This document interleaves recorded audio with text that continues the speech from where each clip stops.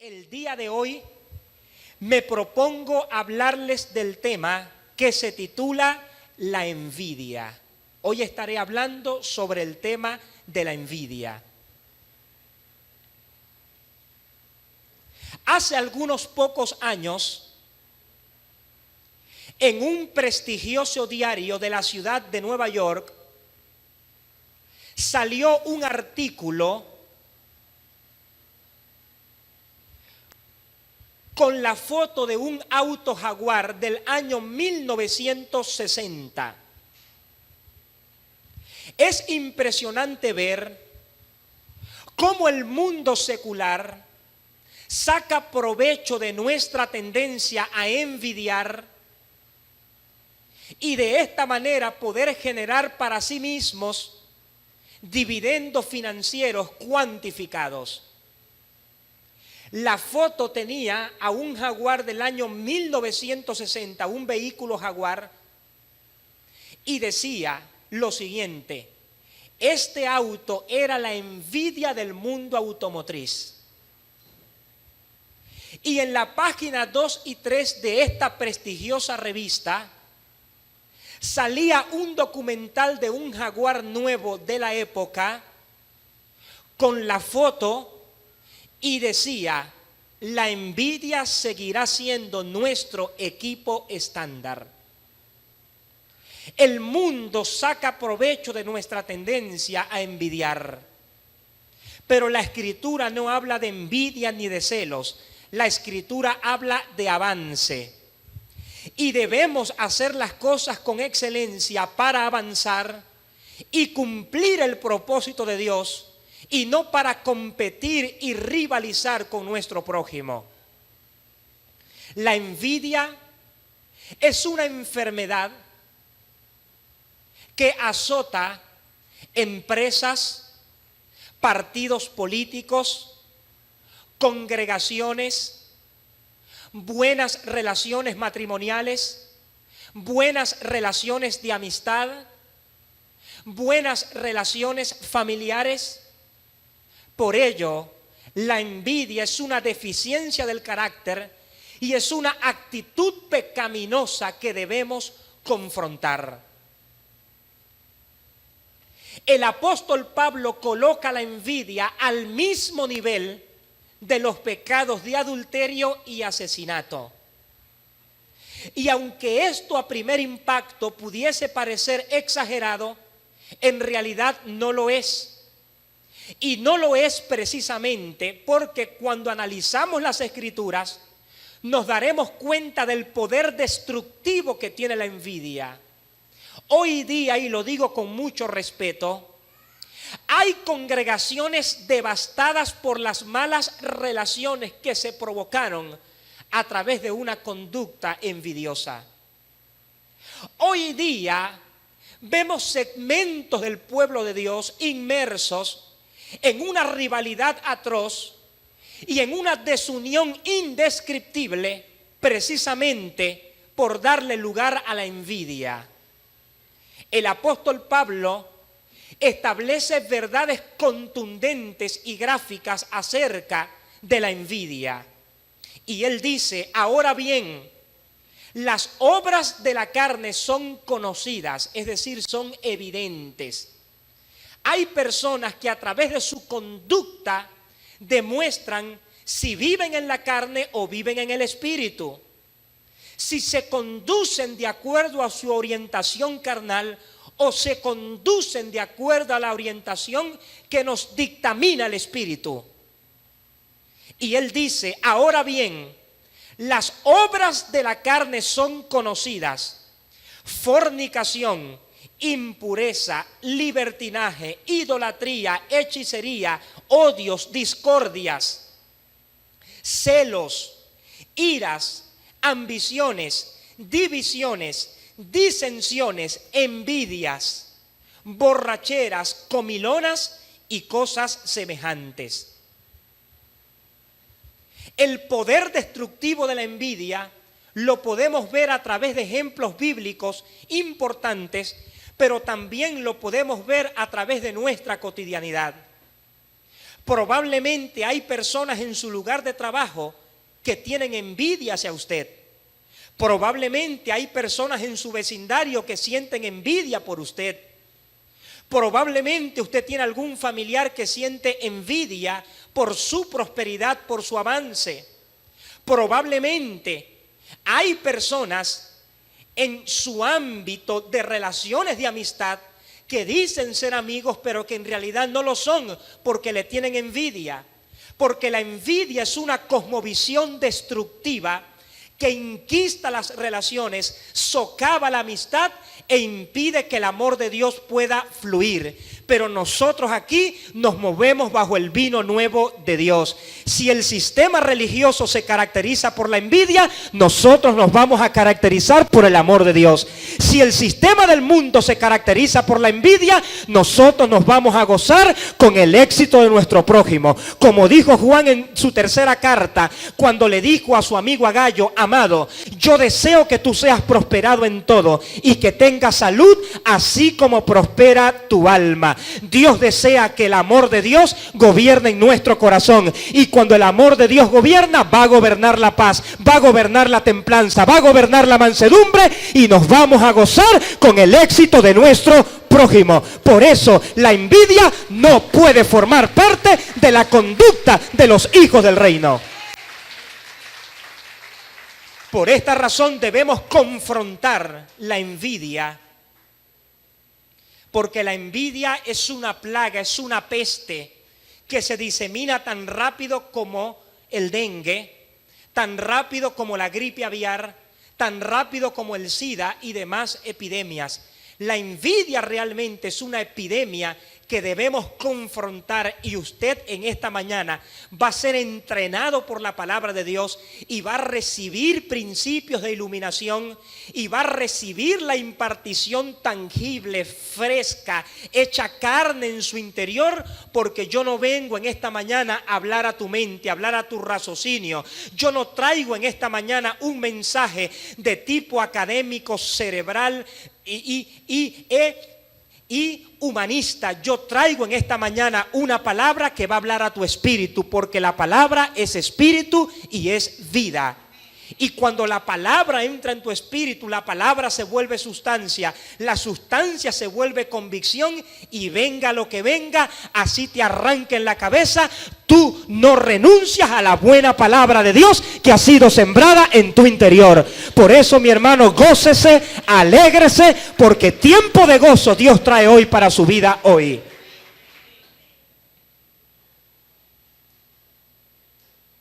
Cuando analizamos el poder destructivo de esta actitud pecaminosa llamada envidia, nos daremos cuenta el gran daño que produce y la necesidad de confrontarla y la necesidad de pedirle a Dios que nos ayude a identificar en nuestra vida la envidia y la necesidad de sacarla, de liberarnos de ella. Por ejemplo, la envidia motivó a los opositores del apóstol Pablo a encabezar una revuelta en su contra cuando éste visitó la ciudad de Tesalónica para obstruir la predicación del evangelio. A esto podemos denominarla envidia religiosa. Dice el libro de los Hechos: pero los judíos, llenos de envidia, reunieron a gente malhechora en la calle, armaron tumultos y alborotaron la ciudad. El apóstol Pablo sufrió mucha oposición por causa de la envidia. Una de las características de las personas envidiosas es que hacen oposición a todo. Todo el tiempo están haciendo oposición.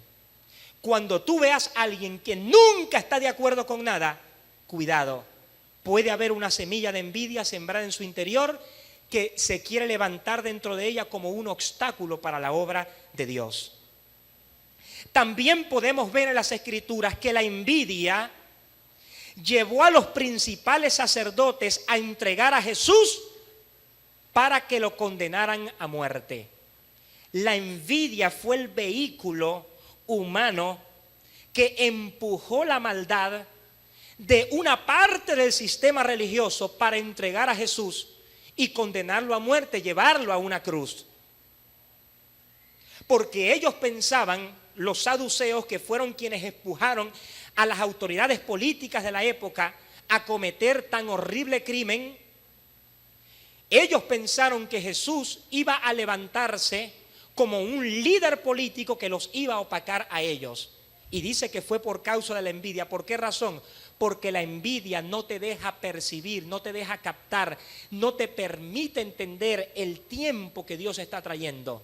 Jesús no vino a Israel como un líder caudillista, revolucionario, que iba a sofocar los imperios romanos bajo los pies de Israel. No, Jesús se presentó a Israel como el Salvador, como el Mesías, como el Maestro bondadoso, como el hombre que traía una palabra de esperanza, de refrigerio para un pueblo que estaba sumido en la desesperanza. Ellos no pudieron ver esto. Veían a Jesús como un enemigo político cuando en realidad no lo era, porque la envidia enajena tu mente, no te permite ver los objetivos, no te permite precisar el obrar de Dios, no te permite entender la naturaleza de las cosas. Las personas envidiosas todo lo tergiversan, todo lo tergiversan. Ven enemigos donde no hay, ven ataques donde no hay. ¿Por qué razón? Porque la envidia se ha levantado como poderoso gigante y ha tomado el control de sus vidas. Y el diablo no tiene nada que ver con esto. Tenemos que sacar al diablo de nuestros púlpitos. El diablo existe, es una realidad evidente. Pero la envidia es una obra de la carne que se establece en la mente de las personas y que les impide avanzar. Pero si tú en esta mañana has venido a este lugar, y te lo digo con mucho respeto, y tienes una concepción envidiosa, Dios te ha traído en esta mañana para renovarte, para sanarte, para levantarte, porque Él tiene un propósito grande para ti. Por ello, dice la Escritura, pues se daba cuenta, es decir, Pilato, de que los sumos sacerdotes le habían entregado por envidia. Fue la envidia lo que motivó esta realidad. La envidia incitó a los hermanos de José a venderlo a los árabes y estos a su vez lo vendieron a Egipto. Dice en uno de los discursos, uno de los apóstoles de la Biblia, los patriarcas por envidia vendieron a José con destino a Egipto. Y hay algo profético para ti hoy. Hay algo profético para ti, Ángel, y para ti, Emily. Pero Dios estaba con él y le libró de todas sus tribulaciones y le dio gracia y sabiduría ante Faraón, rey de Egipto, y de toda su casa. Los envidiosos no te maldicen, te bendicen, porque te llevan a donde Dios quiere que tú realmente estés. Y ellos no se dan cuenta de eso. Pero tú que estás entendido en el plan de Dios, por eso, cuando se presenten envidiosos delante de ti, tú gózate y alégrate. Y dile al Señor, gracias Señor, porque lo estás utilizando para que el camino se me haga más fácil, para que las cosas me salgan mejor, para que las cosas se manifiesten mejor en mi vida. Por eso, mi hermano, yo profetizo en el nombre de Jesús que hoy tu mente se abre y tu entendimiento cambia radicalmente. Hoy cosas extraordinarias comienzan a ocurrir en tu vida por el poder de la palabra. Dicho esto, pasemos al siguiente punto, que es la envidia. ¿Qué es la envidia? Envidia puede definirse, uno de los conceptos que razoné y que Dios me iluminó. Envidia puede definirse como la tristeza y frustración por el éxito de tu prójimo. Ejemplo, cuando sientes malestar porque alguien cercano a ti prospera, eso es envidia. Y la envidia es una actitud tan dañina que a las personas les cuesta reconocer cualquier tipo de pecado, incluyendo el celo.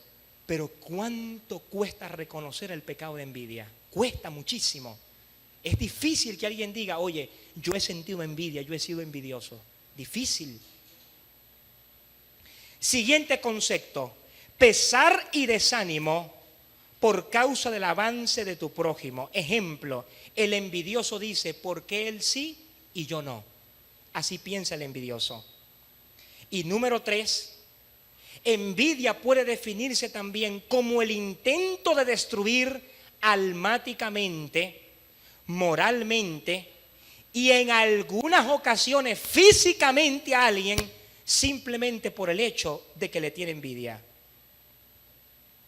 Cuando una persona camina en excelencia, es normal que se manifieste la envidia. Dice la Escritura: he visto que todo afán en una obra excita la envidia de unos hacia otros. Por eso debemos tener mucho cuidado con el pecado de la envidia. Dicho esto, pasemos al siguiente punto. ¿Cuáles son los orígenes de la envidia? Y cuando hablo de los orígenes, me refiero a aquellas malas actitudes que hay en nosotros que generan la envidia.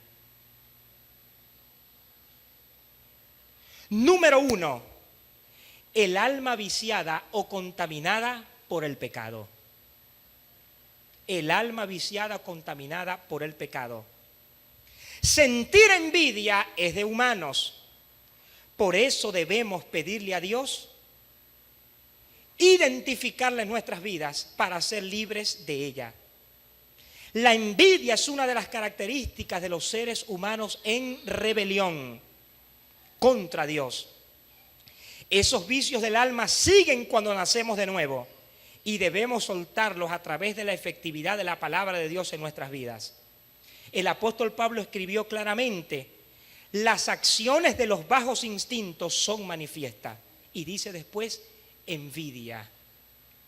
¿Cómo se resuelve esto?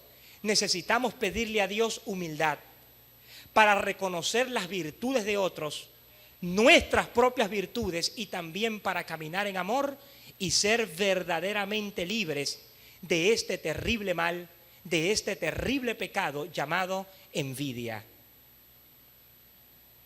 Por ejemplo, Saúl, cegado por la envidia, atentó contra la vida de David. Dice: y desde aquel día miraba Saúl a David con ojos de envidia. ¿Por qué razón? Porque la felicidad del envidioso depende de las caídas de otros. El envidioso se alegra cuando caes y se entristece cuando sobresales. Esta es la característica y la cosmovisión de una persona envidiosa. Por eso debemos pedirle a Dios que nos ayude a identificar la envidia en nuestras vidas.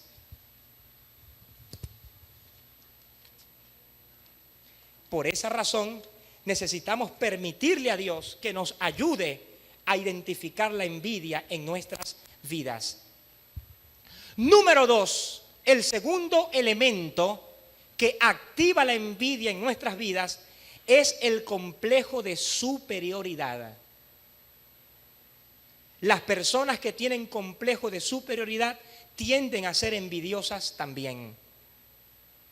Francisco Macías Necma, el primer presidente de Guinea Ecuatorial, tenía un complejo de superioridad tan alto que cuando fue presidente de su país, emitió un decreto presidencial y dio una orden de que todos los ciudadanos debían llamarlo Milagro Único de Guinea Ecuatorial.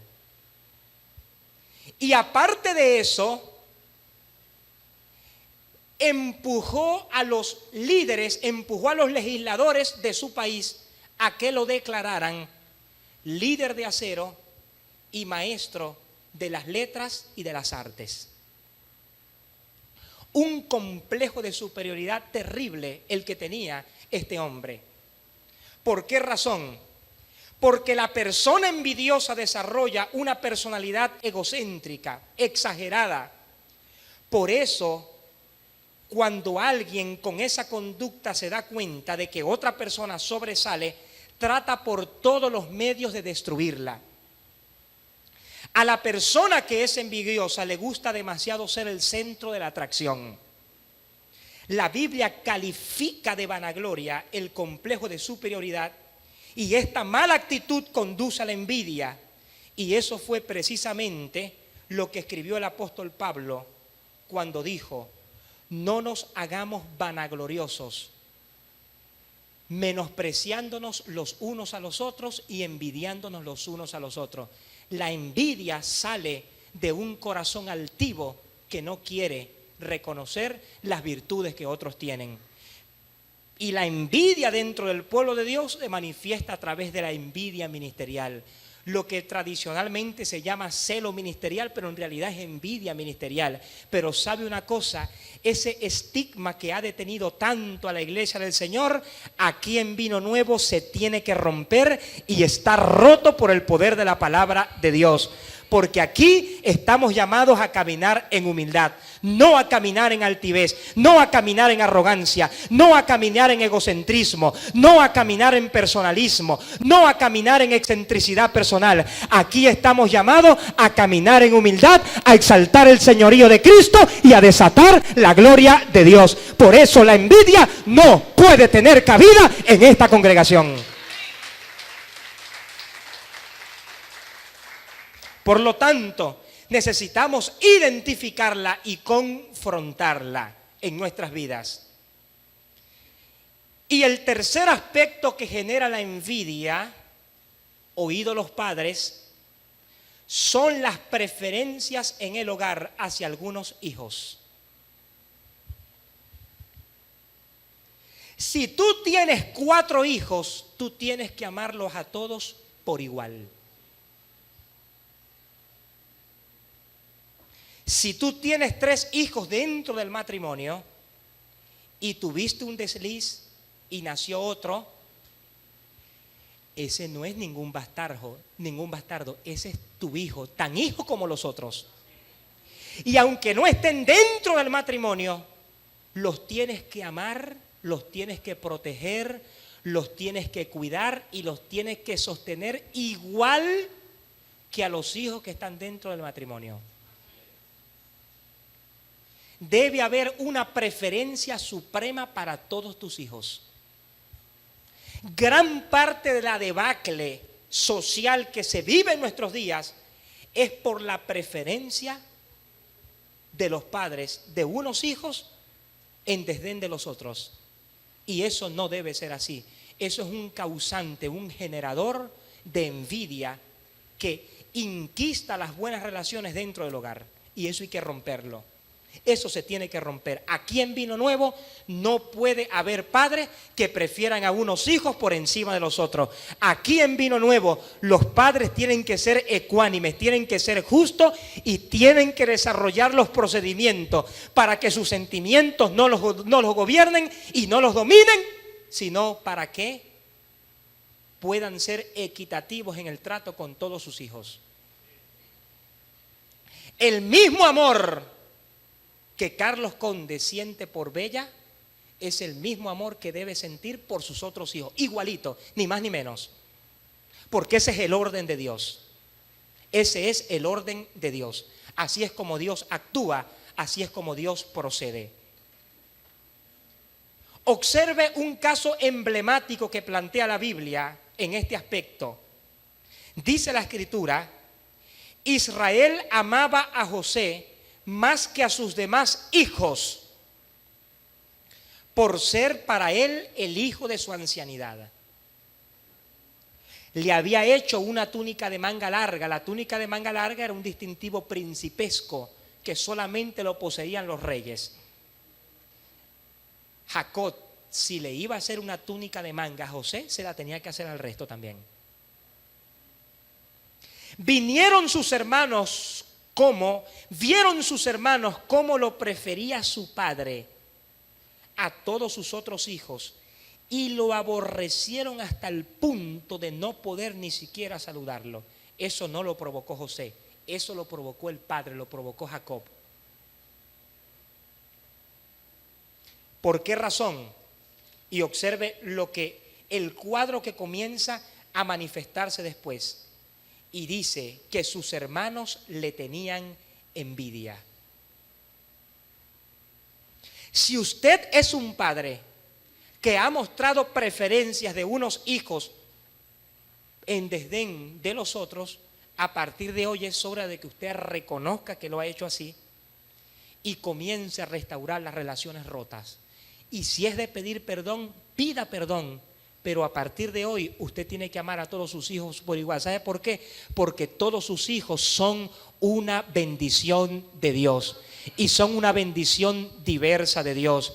No que yo tengo un hijo que tuve fuera del matrimonio allá en una aventura amorosa, en una noche loca de pasión. Embaracé a una mujer y el hijo mío vive, por poner un ejemplo, vive en Maracay y yo vivo aquí en Maracaibo. No, muchacho, y tengo 5 años que no lo veo y no lo he vuelto a ver, pero bueno, yo aquí tengo a mis 3 hijos con mi familia. No, señor, si eso pasó, es hora de que usted vaya, busque a sus hijos, le dé el amor que ellos necesitan, porque ellos están clamando por usted, porque Dios le ha dado a usted esa facultad, esa autoridad, esa responsabilidad. Si usted hizo un hijo, entonces tenga la responsabilidad sobre ellos. No permita bajo ninguna circunstancia que el complejo de rechazo se establezca en la mente de sus hijos, porque eso genera unos cismas y unas conflictividades terribles en el hogar, que con el tiempo surten el efecto. Entonces después comienzan a preguntarse, ¿y por qué estos muchachos me salieron así? Dios mío, y estas malas actitudes de estos muchachos. ¿Por qué razón? Porque eso fue lo que tú sembraste. ¿Tú quieres romper esa mala semilla? Comienza a sembrar una nueva semilla en tus hijos. Ve, búscalo, abrázalo, restaura la relación, comunícate con ellos, persiste en estar pendiente de ellos y tú verás cómo tu aprovechamiento será glorioso y será maravilloso, porque Dios quiere que tu familia y tu hogar sea feliz, santo, próspero y de vida abundante. Usted tiene que amar a todos sus hijos por igual, y lo reitero, incluso a los que están fuera del matrimonio. Vaya y présteles atención. Salga con todos. Haga que entre ellos mismos se unan. Y el caso de Jacob es un caso de estas características, porque los hermanos de José eran medio hermanos de él. El hombre había tenido varias mujeres y de varias mujeres había tenido hijos. Y fíjese el cisma tan terrible que eso generó en el hogar. No puede haber preferencia de unos hijos hacia otros. Usted tiene que amarlos a todos por igual, igualitos, igual para todos. Medida buena para todos, medida abundante para todos, atención para todos. No es fácil. Y obviamente a veces los sentimientos te llevan más hacia uno por causa de sus características temperamentales.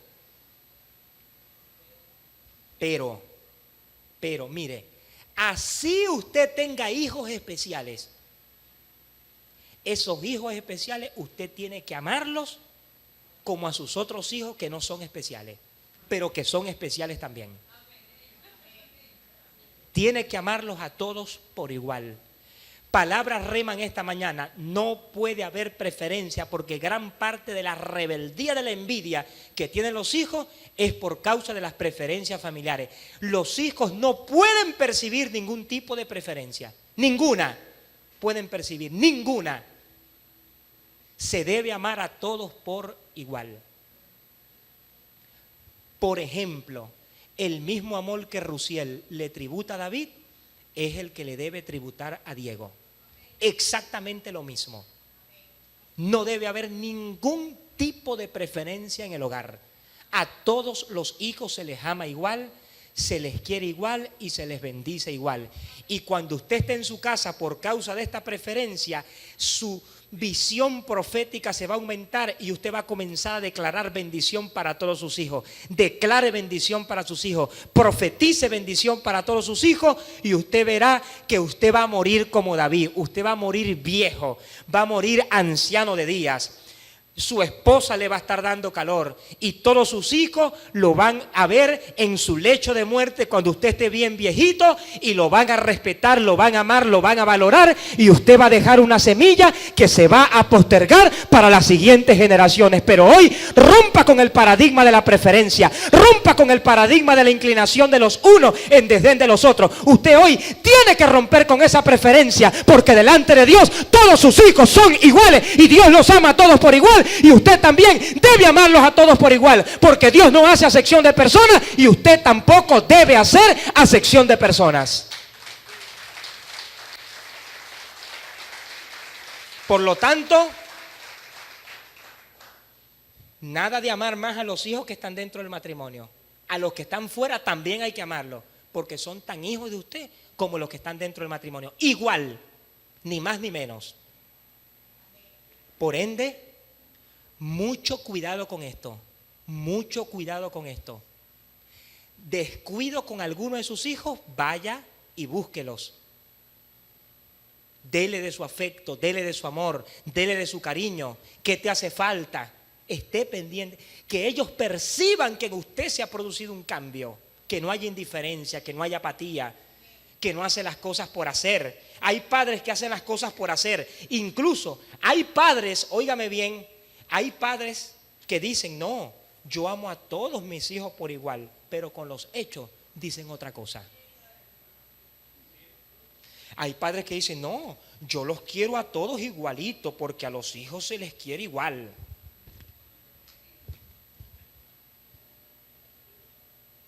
No es así. Los hechos dicen otra cosa. Usted tiene que amar a todos sus hijos por igual. ¿Quieren seguir oyendo?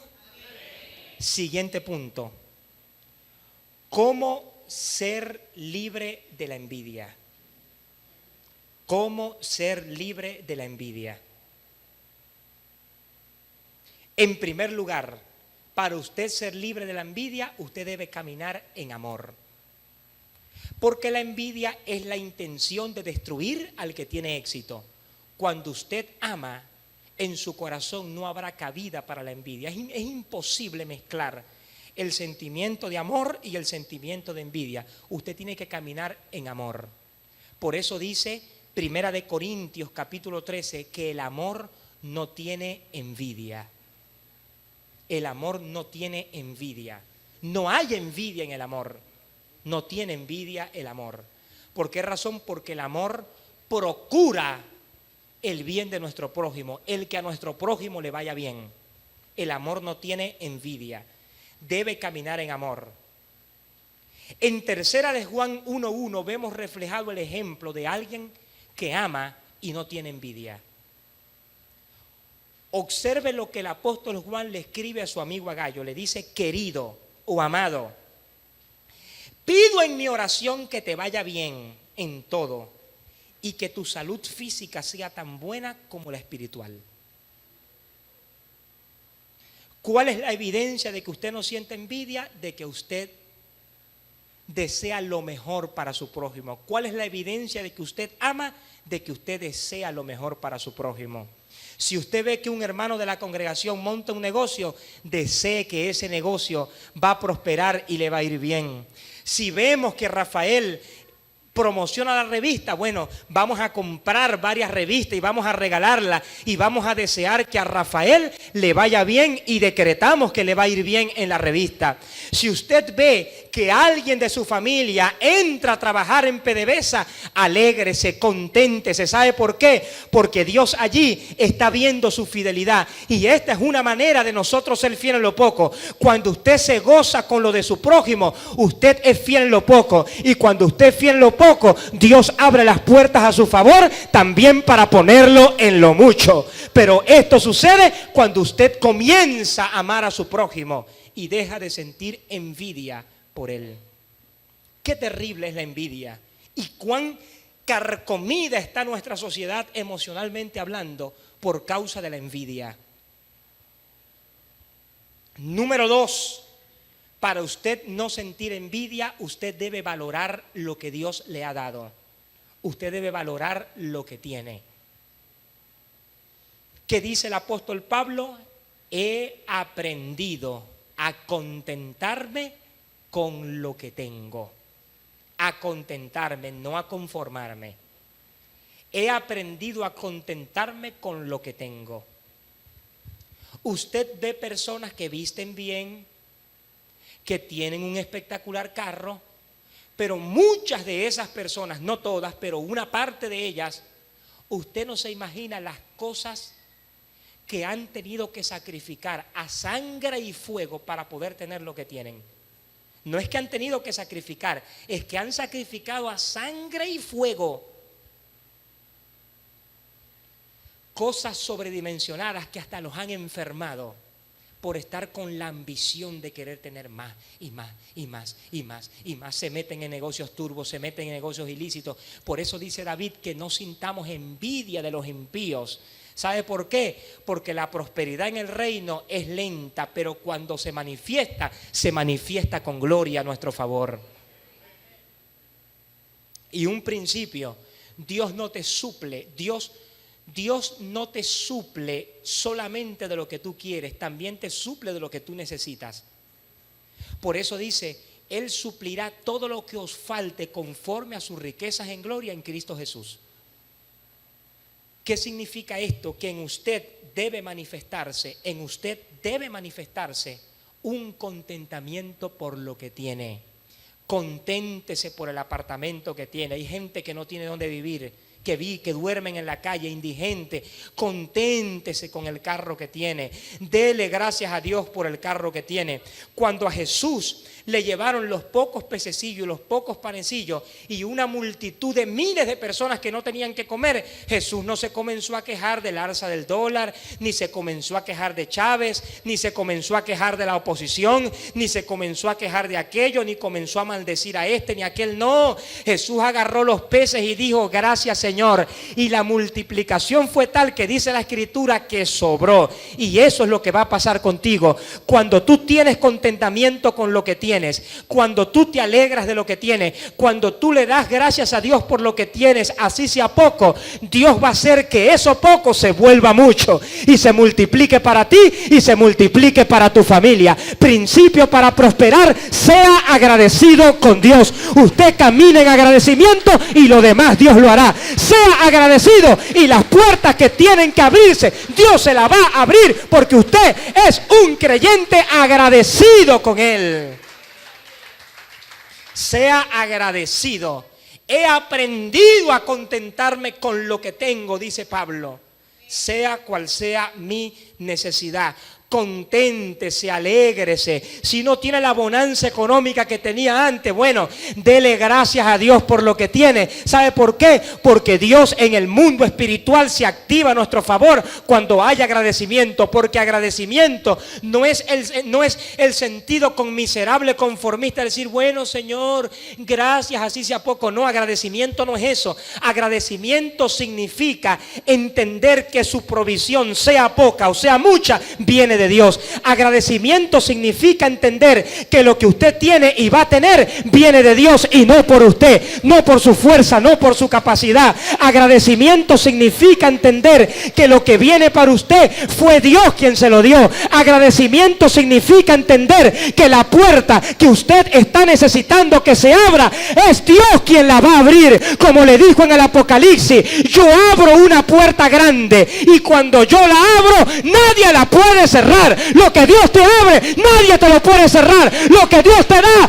es tuyo. Lo que Dios te da te pertenece. Lo que Dios te da viene para ti. Lo que Dios te da, nadie te lo podrá quitar porque es tuyo, te pertenece. Pero para eso usted tiene que desarrollar un corazón agradecido. Sea agradecido con Dios. Rompa con estarse quejando de todo. Tenga un corazón agradecido y usted verá cómo Dios se activará a su favor sobrenaturalmente. Pero usted tiene que desarrollar hoy un corazón agradecido y el ser agradecido lo va a liberar a usted del estigma de la envidia.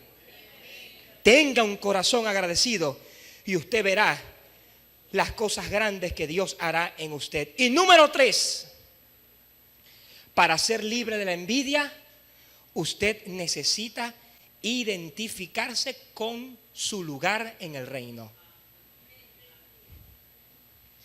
Cuando usted sabe cuál es su lugar en el reino, esto tiene una naturaleza, que Dios le ha dado a usted un lugar, un puesto, una prominencia y una preeminencia que otro no puede ocupar, porque es solamente para usted. El negocio que ustedes van a emprender en Aruba, ese es un negocio que Dios les dio a ustedes. Eso es de ustedes. Eso les pertenece a ustedes y nadie puede ocupar ese puesto. ¿Qué dice Pablo? ¿Quién es Pablo y quién es Apolo, sino servidores por medio de los cuales ustedes llegaron a creer?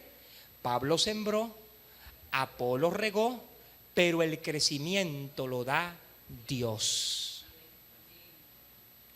Pablo entendía que en el reino su función era sembrar y Apolos en el reino entendía que su función era regar, pero el crecimiento lo da Dios. Si Pablo se desubica y empieza a regar, comienza a competir con Apolo y ahí comienza la envidia.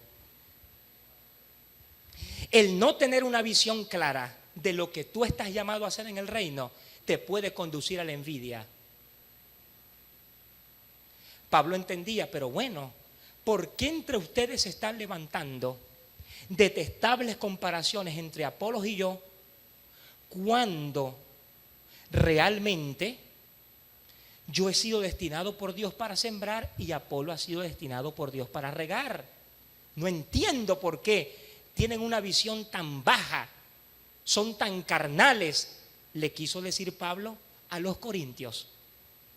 ¿Por qué razón? Porque hay un lugar en el reino que es para ti, que Dios te lo ha dado solamente a ti y tú no tienes que andar mirando lo que hace otro, ni estar pendiente de lo que hace otro, ni tratando de competir con otro, porque lo que Dios te ha dado a ti es para ti y nadie te lo podrá quitar. Porque el que comenzó en vosotros la buena obra, la irá perfeccionando hasta el día de nuestro Señor Jesucristo. Dios tiene algo para ti que nadie te lo puede quitar. Y lo maravilloso de esto, y por eso es que no hay que competir, es que los resultados no los provocamos nosotros, los resultados los provoca Dios. Por ende, mis hermanos, tenemos que romper con el paradigma de la envidia. Yo profetizo en el nombre de Jesús que cualquier paradigma de envidia que haya en la mente de los discípulos de Vino Nuevo, hoy se rompe por el poder de la palabra, y yo profetizo en el nombre de Jesús que Vino Nuevo es una congregación llena del amor de Dios. Porque aquí se viene a cambiar, aquí se viene a amar, aquí se viene a darnos ánimos los unos con los otros. Aquí no se viene a andar pendiente de lo que hace el uno y de lo que hace el otro. Aquí nos venimos a ayudar mutuamente y venimos a cumplir el propósito de Dios. El mundo de fuera que viene este año para Vino Nuevo debe darse cuenta que en este lugar reina el amor de Dios, reina la paz de Dios y reina el gobierno de Dios en medio nuestro. Por tanto, mi hermano, tenemos que romper hoy el esquema y el paradigma carnal, mundano, religioso de la envidia y entrar en el vino nuevo de Dios. Amén. Debemos amar a la humanidad, tenemos que amar a la gente. ¿Cuál es la evidencia de que somos cristianos realmente? Que amamos a la gente.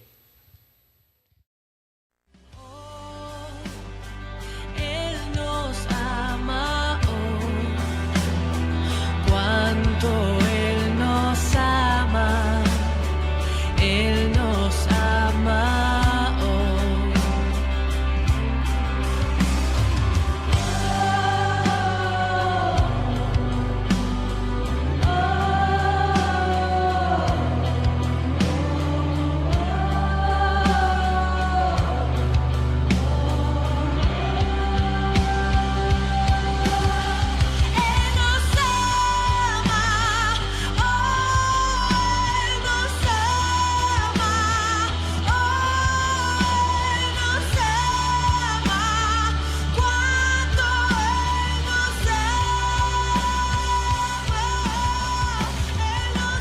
Si esta palabra ha sido de bendición a tu vida, Comunícate con nosotros a los números que ves en pantalla para mayor información.